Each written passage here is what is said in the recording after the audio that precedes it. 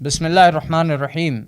تیار ہو جائیں، اگلے الیکشن اگر ہوئے تو ملک کا وزیر اعظم اور وفاقی کابینہ ٹرانسجینڈرز اور ہم جنس پرستوں پر بھی مشتمل ہو سکتی ہے. پاکستان اب مثالی ترقی کرنے والا ہے، اتنی ترقی جو آپ نے بھی نہیں چاہی تھی. دجالی اسرائیل نے اقوام متحدہ میں مطالبہ کیا ہے کہ پاکستان میں ہم جنس پرستی کو جرم کی فہرست سے نکالا جائے اور قانونی تحفظ دیا جائے.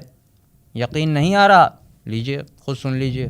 Israel also urges Pakistan to decriminalize same-sex activities in accordance with international human rights standards and to adopt comprehensive anti-discrimination legislation that addresses discrimination, including based on sexual orientation and gender identity.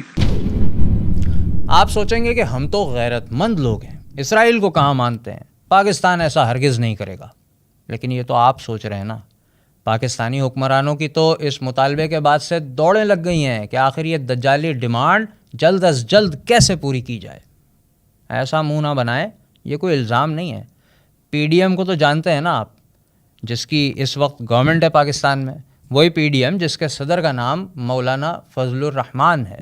مولانا تک اسرائیل کا یہ پیغام پہنچ چکا ہے، بلکہ انہوں نے اس کا جواب بھی دیا ہے. پہلے یہ سنیے. یہاں تک کہتا ہے کہ پاکستان میں ہم جنس پرستی کو جرم کے زمرے سے نکالا جائے. یہ وہ جنگ ہے جو ہم لڑ رہے ہیں، یہ تہذیب کی جنگ ہے. مولانا یہ جنگ کہاں لڑ رہے ہیں، کس میدان میں لڑ رہے ہیں، کوئی ہمیں بھی بتا دے. سینٹ کے میدان میں تو ان کی کوئی آواز سنائی نہیں دی.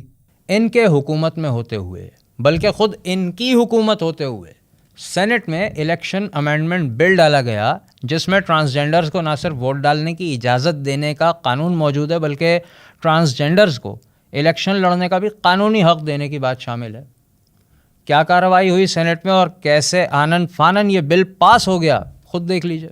Amendment of Section 170, Act 23 of 2017. In the said Act, in Section 170, in Clause A for Subclause 7, the following shall be substituted, namely, prevents any woman or transgender person from contesting an election or exercising the right of vote. Federal Shariat Court کی judgment میں جو آئینی mechanism ہے وہ ہے کہ اگر appeal چلی جائے سپریم کورٹ آف پاکستان کے شریعت اپلیٹ بینچ میں تو وہ ججمنٹ جو ہے وہ اسے سمجھا جاتا ہے کہ that same has been held in abeyance. ایک تو میٹر وہاں پہ پینڈنگ ہے.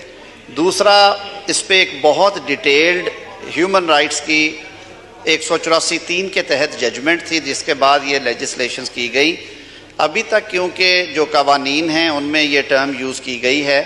سر اس کو کمپلیکیٹ نہ کریں اور کوئی ایسا پیغام بھی اس ہاؤس سے نہ دیا جائے کہ صرف ان کے ٹائٹل کے فرق کی وجہ سے یہ بات کی جائے کہ انہیں ووٹ ڈالنے کا یا انتخاب میں حصہ لینے کا حق نہیں ہے. The question is that the amendment as moved be adopted. All those in favor of it may say aye. All those against it may say no. I think the ayes have it and consequently the amendment is adopted.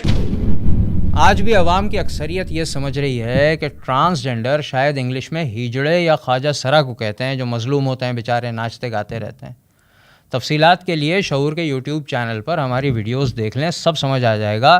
فی الحال اتنا سمجھ لیں کہ transgender ہم جنس پرستوں کی عالمی کمیونٹی LGBT کی ایک اصطلاح ہے. یہ ایک خاص ٹرم ہے.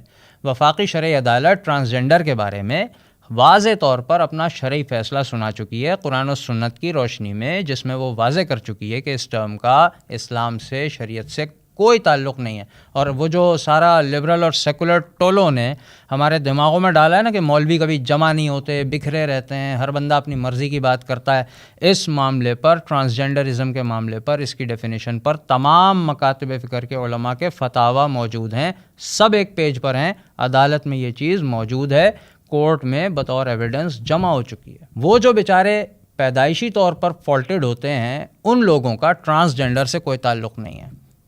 وہ ٹرانسجینڈر نہیں کہلاتے، ان کو شریعت کی اصطلاح میں خنثی کہا جاتا ہے. اب خود سوچ لیں کہ LGBT کے ماننے والوں کو اسلامی جمہوریہ پاکستان میں قانوناً سزا ملنی چاہیے تھی نا، لیکن مل کیا رہا ہے؟ الیکشن لڑ کر حکومت میں آنے کا قانونی حق.